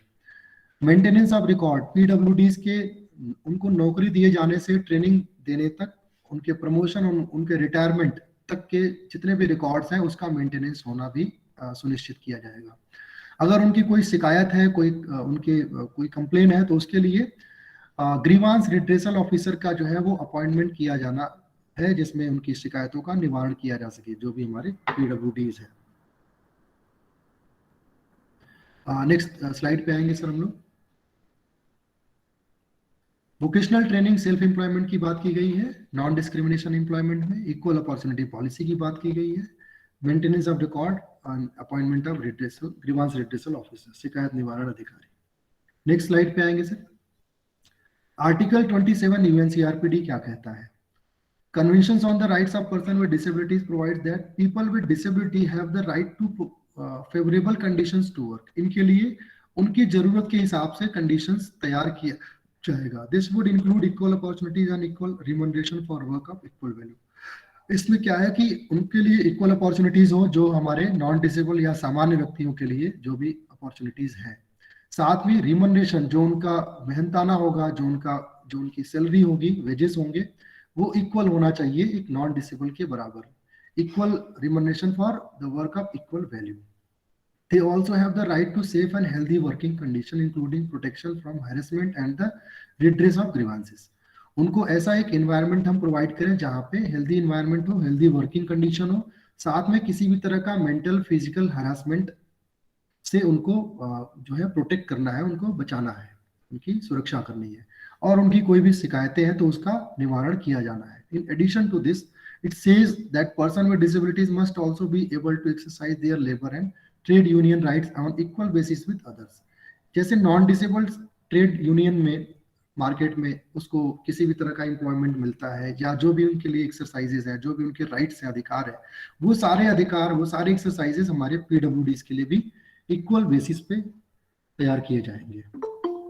सर नेक्स्ट स्लाइड पे आएंगे हम लोग। Provision of reservation for PwDs in government employment. तो इस को सभी जानते हैं कि पहले पीडब्ल्यूडी एक्ट के अंतर्गत रिजर्वेशन क्राइटेरिया 3% था, जिसको 4% कर दिया गया है। This means that 4% of all vacancies in the government organisation will be reserve for disabled person. तो जितनी भी गवर्नमेंट की वैकेंसीज होंगी उसमें 4% रिजर्वेशन क्राइटेरिया हमें फुलफिल करना पड़ेगा। सर नेक्स्ट उस पे आएंगे स्लाइड पे। Vocational training and self employment की अगर हम बात करें तो उसमें क्या क्या चीजें वो दी गई हैं। कुछ एग्जांपल्स यहाँ दिए गए हैं वोकेशनल ट्रेनिंग के, जिसमें ऑटोमोबाइल रिपेयर किया जा सकता है, जो भी गाड़ियां हैं उनसे रिलेटेड क्या उसका कैसे रिपेयर किया जा सकता है उसके बारे में। विविंग, बुनाई के कार्य उनको दिए जा सकते हैं, सिखाए जा सकते हैं। Repair of gadgets and instrument like mobile phones, computers या इलेक्ट्रिकल रिपेयर्स है, उनका रिपेयर करना। टेलरिंग का काम दिया जा सकता है, प्रिंटिंग का काम हो सकता है। पाक शैली, जिसको हम लोग भोजन बनाना, कुकिंग, कुलिनरी स्किल्स बोलते हैं, उसमें उनको सिखाया जा सकता है। शेफ का कार्य कर सकते हैं उसमें, उनके साथ असिस्ट कर सकते हैं। हार्डवेयर एंड सॉफ्टवेयर रिपेयरिंग कर सकते हैं वो। मार्केटिंग ऑफ एग्रीकल्चरल प्रोडक्ट्स, जो भी एग्रीकल्चरल प्रोडक्ट्स हमारे तैयार होते हैं उनकी मार्केटिंग करना वो कर सकते हैं। Rain water harvesting and water shade management activities वो कर सकते हैं। आगे बढ़ेंगे सर। वोकेशनल स्किल्स क्या क्या उनके लिए जरूरी है, जिसमें पब्लिक स्पीकिंग है कि अपनी बातों को किस प्रकार से रखना है। पर्सनालिटी डेवलपमेंट, उनको बेहतर बनाना, अपने आप को बेहतर तरीके से रिप्रेजेंट करना एक दूसरे के सामने, चाहे वो फिजिकली वेलबींग हो, मेंटली प्रिपेयर हो, उनका कॉन्फिडेंस लेवल अच्छा होना चाहिए, उनका जो भी नॉलेज है, जो कैपेबिलिटी है, कैपेसिटी है, वो वेल डेवलप हो। राइटिंग स्किल हो, जब उनको किसी चीज को लिखने की जरूरत है, जैसे एप्लीकेशन लिखना हो या अपनी जरूरतों से संबंधित कोई डिमांड लेटर उनको देना हो, तो उसके बारे में राइटिंग स्किल्स हो एप्लीकेशंस के लिए। कम्युनिकेशन और सॉफ्ट स्किल, अपनी बातों को एक दूसरे के सामने कैसे अभिव्यक्त करना है। ये जो स्कीम है ये इस नेचर में डेवलप होना चाहिए जिसमें हम पर्सन विद डिसेबिलिटीज को चाहे फॉर्मल चाहे नॉन फॉर्मल वोकेशनल ट्रेनिंग उनको इंक्लूड कर सके। ट्रेनिंग जो होगा वो एक्सेसिबल होना चाहिए, एक्सेसिबल फॉर्मेट्स हों, मतलब जो भी फॉर्मेट्स उनको दिए जाए वो एक्सेसिबल हो, उनके समझ में आने योग्य होना चाहिए। ट्रांसपोर्टेशन की फैसिलिटीज होना चाहिए, फी वेवर्स होना चाहिए, फीस में उनके छूट होना चाहिए। साइन लैंग्वेज इंटरप्रेटर हो, जो हमारे दिव्यांग ऐसे हैं जिनको सुनने में दिक्कत है, डेफ है या हार्ड ऑफ हियरिंग वाले हैं, उनके लिए साइन लैंग्वेज इंटरप्रेटर हो। डॉक्यूमेंट्स ब्रेल में होने चाहिए जो हमारे ब्लाइंड या विजुअल इंपेयरमेंट वाले भाई बंधु हैं। एक्सेसिबल ट्रेनिंग सेंटर्स होना चाहिए जिसमें किसी भी तरह का अगर मॉडिफिकेशन रिक्वायरमेंट है पीडब्ल्यूडीज के नीड के हिसाब से तो वहां पे मॉडिफिकेशन भी किया जाना जरूरी है। सर नेक्स्ट स्लाइड पे बढ़ेंगे। मार्केट लिंक स्पेशल ट्रेनिंग होना चाहिए। ऐसा नहीं कि स्पेशल ट्रेनिंग हम जो करा रहे हैं वो एक खास तरीके का पहले से pre design special training skill training हम करा रहे हैं जिसका मार्केट वैल्यू नहीं है या मार्केट के साथ कोई लिंकेज नहीं है, तो वो ऐसा होना चाहिए उसका लिंकेज हो जिसमें बच्चे का, व्यक्ति का डेवलपमेंटल, इंटेलेक्चुअल, मल्टीपल डिसेबिलिटीज और ऑटिज्म सभी तरह के पीडब्ल्यूडीज को शामिल किया जा सके। लोन्स होने चाहिए, उनको कंसेशनल रेट्स पे प्रोवाइड किए जाने चाहिए। Products that are made by person with disabilities must be marketed by the government. ये सभी आरपीडब्ल्यूडी के चैप्टर 4 में ये बात की गई है।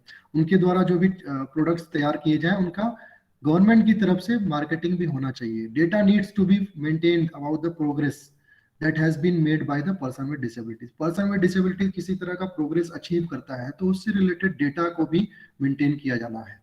नॉन डिस्क्रिमिनेशन इन एम्प्लॉयमेंट, किसी भी तरह का पीडब्ल्यूडी व्यक्ति को दिव्यांगता के आधार पे किसी भी तरह का डिस्क्रिमिनेशन नहीं किया जाना है उसके जॉब के लिए। अगर उनको किसी भी तरह का चेंज या एडजस्टमेंट की जरूरत है तो वहां पे सूटेबल चेंज और एडजस्टमेंट किया जाना चाहिए और वो आसानी से अपने कार्य को दूसरों के साथ मिलकर कर सके, इस तरह का फिजिबिलिटी वहां पे हो। The environment of the work place must be such that there are no barriers. किसी तरह का physical, communication, cultural, economic, environmental, institutional, political या सोशल एटीट्यूडनल किसी तरह का बैरियर वहां पे नहीं होना चाहिए। किसी भी तरह का प्रमोशन डिसेबिलिटी के आधार पे उसको डिनाई नहीं किया जा सकता है।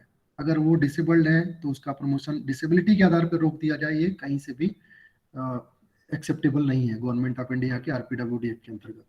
किसी तरह का एक नॉन डिसेबल्ड को एक्सीडेंट हो जाता है और एक्सीडेंट के दौरान अगर वो गवर्नमेंट जॉब में है और उसमें डिसेबिलिटी आ जाती है तो उसके आधार पे उसके नौकरी को रोका नहीं जा सकता या उसके प्रमोशन को रोका नहीं जाना या उसके वर्क को रोक नहीं सकते हैं।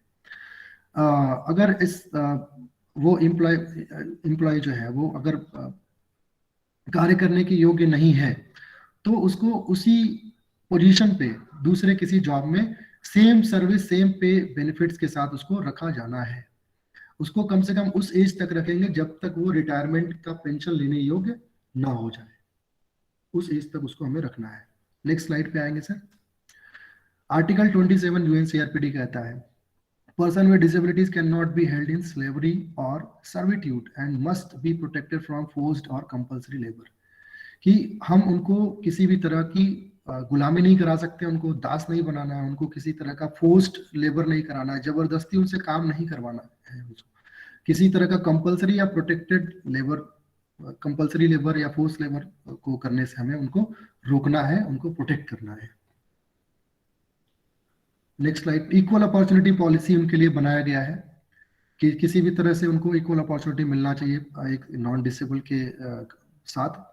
Policy has to be registered with the chief commissioner और state commissioner for person with disability. इसकी इक्वल अपॉर्चुनिटी पॉलिसी की एक कॉपी जो है वो चीफ कमिश्नर और स्टेट कमिश्नर के ऑफिस में वो डिस्प्ले होनी चाहिए। The policy needs to be put on the website पे हो या उनके ऑफिस में किसी विजिबल प्लेस पे जहाँ पे आसानी से पीडब्ल्यूडी आसानी से उसको देख सके और उसका किसी व्यक्ति का भी उस पर अटेंशन जा सके और उसको अट्रैक्ट कर सके, इस वे में उसको डिस्प्ले किया जाना है। नेक्स्ट आएंगे सर।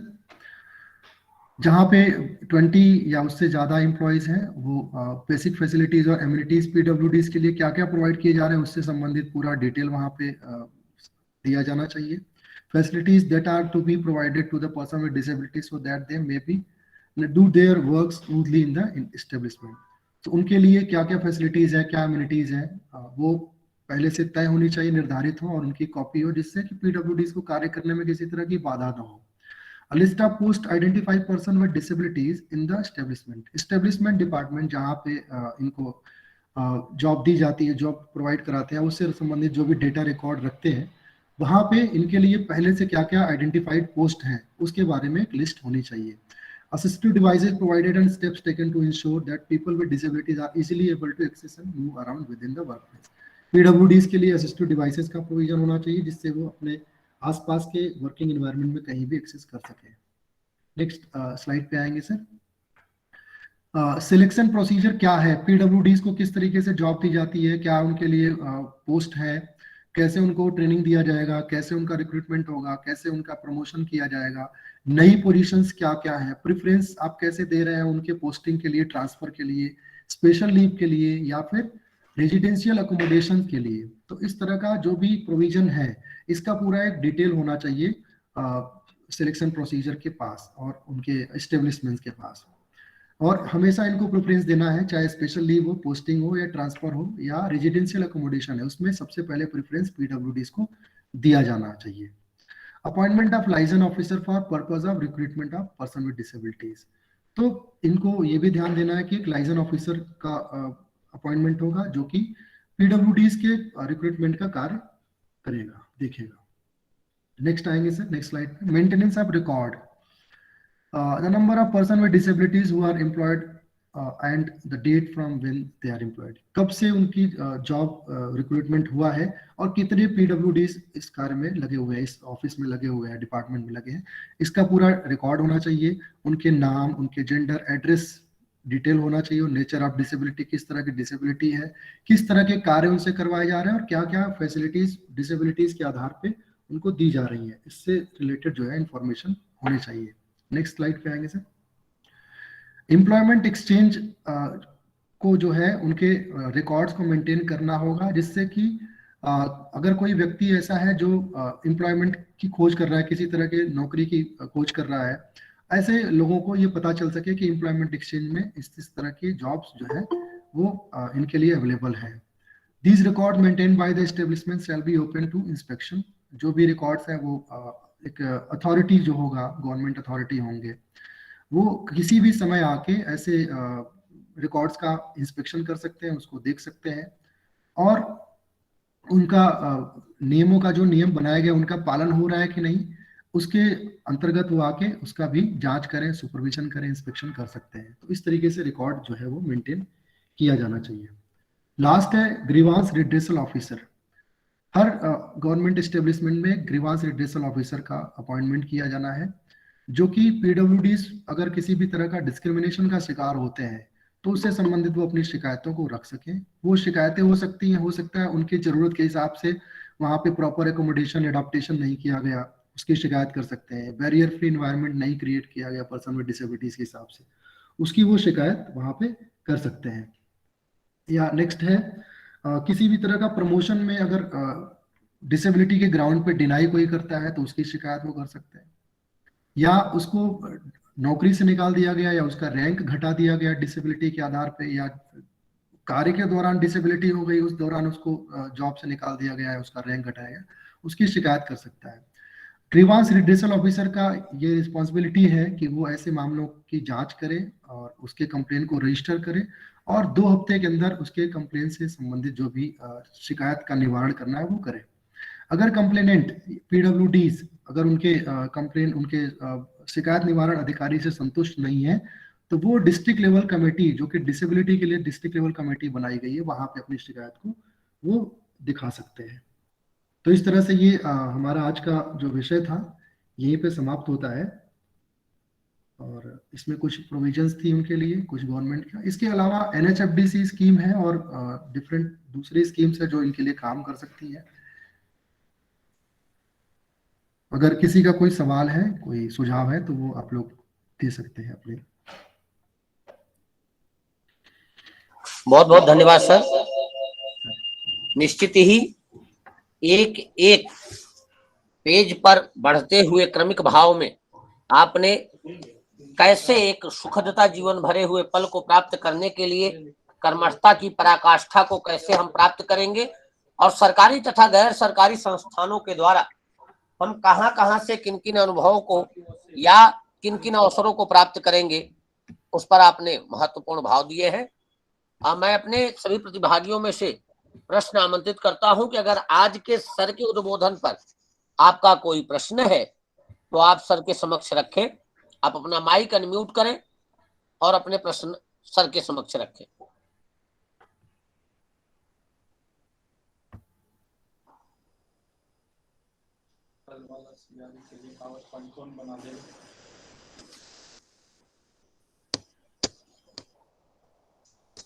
अगर हमारे प्रतिभागी में से किसी का प्रश्न है तो सर के समक्ष रखें।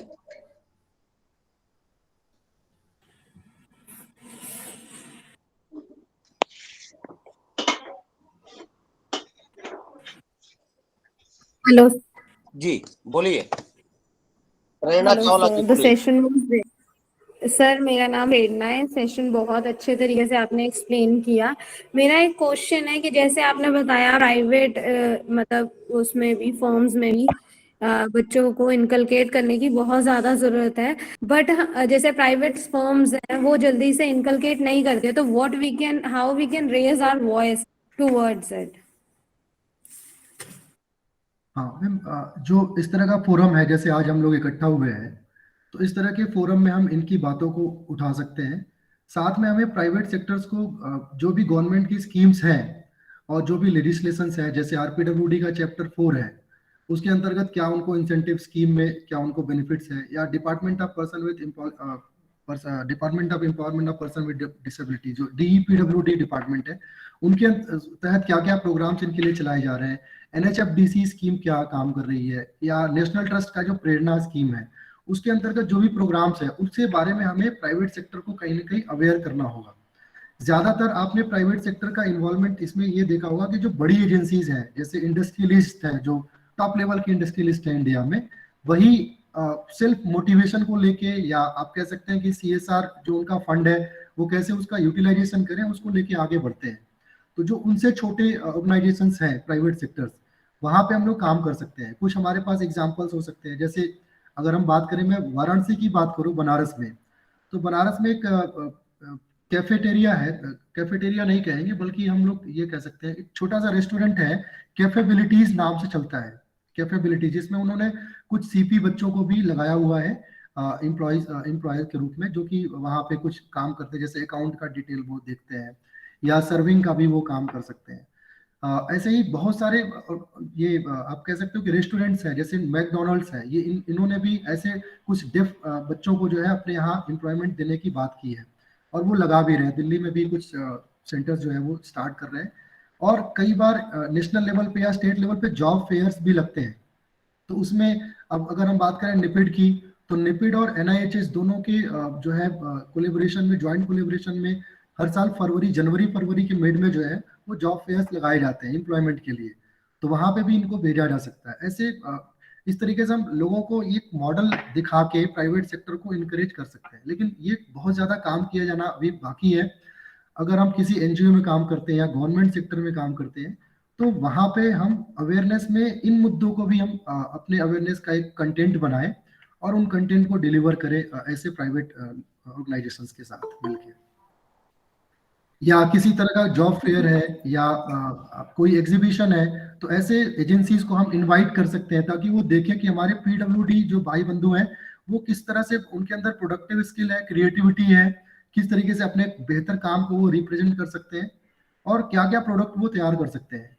अगर उनके प्राइवेट सेक्टर्स के एक्टिविटीज के साथ वो स्किल मैच कर रहा है, तो वो हो सकता है कि ऑन द स्पॉट उनको अपने यहाँ एम्प्लॉयमेंट के लिए वो रख सकते हैं।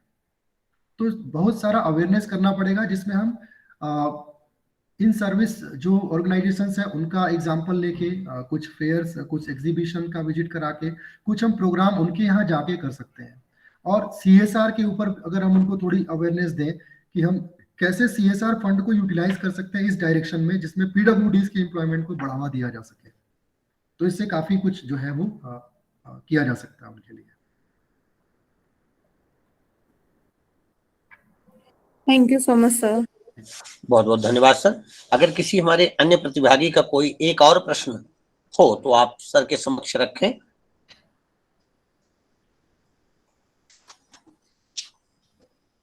बेहतर तरीके से और सारगर्भित भाव को लेकर के आपकी जो प्रस्तुति रही है सर, और प्रत्येक पक्ष को आपने एकदम खुली किताब की तरह रखा है कि कैसे उन सेवाओं को हम प्राप्त करेंगे, कहां से उन सेवाओं को प्राप्त करेंगे और उसके लिए एलिजिबिलिटी क्राइटेरिया क्या होगा। निश्चित ही आज आपका उद्बोधन अत्यंत ही ज्ञान बोधक रहा है सर। अब मैं आप सभी के बीच यह बताना चाहूंगा कि दिव्यांगजन सशक्तिकरण विभाग, सामाजिक न्याय और अधिकारिता मंत्रालय, भारत सरकार के द्वारा मानसिक स्वास्थ्य पुनर्वास हेल्पलाइन, जिसका नाम है किरण, का संचालन किया जा रहा है। यह हेल्पलाइन 24x7 24 घंटा 7 दिन चलने वाली एक स्वास्थ्य हेल्पलाइन है और जिसका टोल फ्री नंबर है 1800-599-0019 1800-599-0019। आप सभी इसको अधिक से अधिक समुचित प्रयोग करें आवश्यकता पड़ने पर, अन्यथा अपने स्वजनों को, अपने मित्रजनों को एवं अपने सामुदायिक जनों को जिनकी आवश्यकता है मानसिक स्वास्थ्य की सुदृढ़ता के लिए, उन्हें इससे अवेयर करें।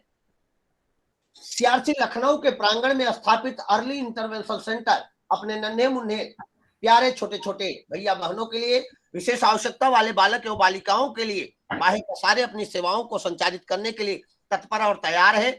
आप सभी विशेषज्ञों से सीआरसी लखनऊ आशा करता है कि अधिक से अधिक मात्रा में वे छोटे छोटे नन्हे मुन्ने भैया बहन जो विद्यालय पूर्व की अवस्था को प्राप्त है और अर्ली इंटरवेंशन जैसी सर्विसेज को प्राप्त करने के लिए योग्य जन है, उन्हें आप अधिक से अधिक हम तक पहुंचाएं। हम तक उनकी पहुंच होगी और हम उनके जीवन में सुखदता हेतु, उनके शरीर में या उनके मस्तिष्क में आने वाली किसी भी प्रकार की वे अवस्थाएं जो अग्रिम भाव में जाकर के दिव्यांगता का बोध उत्पन्न करें, उनके निवारण हेतु हम लोग यहाँ पे अर्ली इंटरवेंशन सेंटर का संचालन कर रहे हैं। आप सभी से आशा करते हैं कि आप सभी उसमें अधिक से अधिक पहुंच बनाने में सीआरसी लखनऊ की सहायता करेंगे।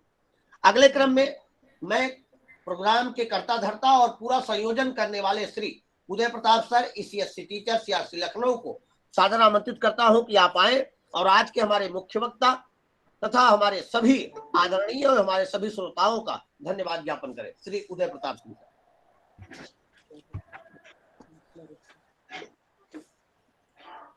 Hello hello sir. हाँ जी, बताइए बताइए। हाँ, अपना सर्टिफिकेट नहीं मिला है सर 13, 15 और 17 का? जी जी, मैंने चैट बॉक्स में देख लिया है। सर्टिफिकेशन के जितने इशू है सब नोट करा दिए गए हैं आईटी को, जल्द ही और हाँ हाँ, ओके सर, ठीक, थैंक यू। हाँ, आज इस कार्यक्रम में कार्यक्रम के संचालन कर रहे आदरणीय श्री नागेश कुमार पांडे सर का मैं पहले स्वागत और अभिनंदन करना चाहता हूं कि आप अपने कुशल संचालन के द्वारा इस कार्यक्रम को एक रूपरेखा और एक दिशा प्रदान किया। सर, आपको सीआरसी लखनऊ की तरफ से स्वागत और अभिनंदन है। इसी कड़ी में हम आज के कार्यक्रम में को विधिवत रूप से अपनी प्रस्तुति प्रस्तुत करने के लिए आदरणीय श्री आशुतोष कुमार सर को मैं उनका स्वागत और अभिनंदन करता हूं सीआरसी के इस पटल पर कि आपने अपने इस दिव्यांगजन हेतु जीविकोपार्जन के लिए जो आपने अपनी प्रस्तुति दी, ये एकदम सराहनीय है। इसको मैं किस शब्दों में आपको धन्यवाद ज्ञापन करूं सर, मेरे लिए शब्दों की कमी है। आज इस कार्यक्रम को जो एक निर्देशन और मार्गदर्शन के रूप में हमारे संस्था के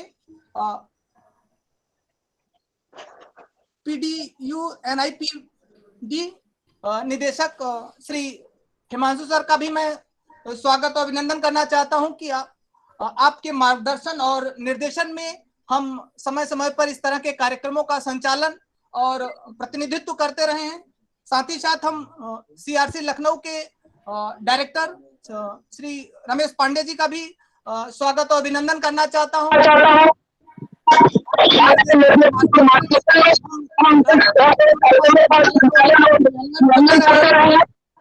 और उसके साथ साथ इस कार्यक्रम को संचालित करने में, इस कार्यक्रम को सहयोग प्रदान करने के लिए कार्यक्रम के समन्वयक असिस्टेंट प्रोफेसर राजीव सर का भी मैं स्वागत और अभिनंदन करता हूं कि आपने इस कार्यक्रम को एक नए रूप, एक नई दिशा प्रदान करने में अपनी समय समय पर मार्गदर्शन और भूमिका निभाते रहे हैं।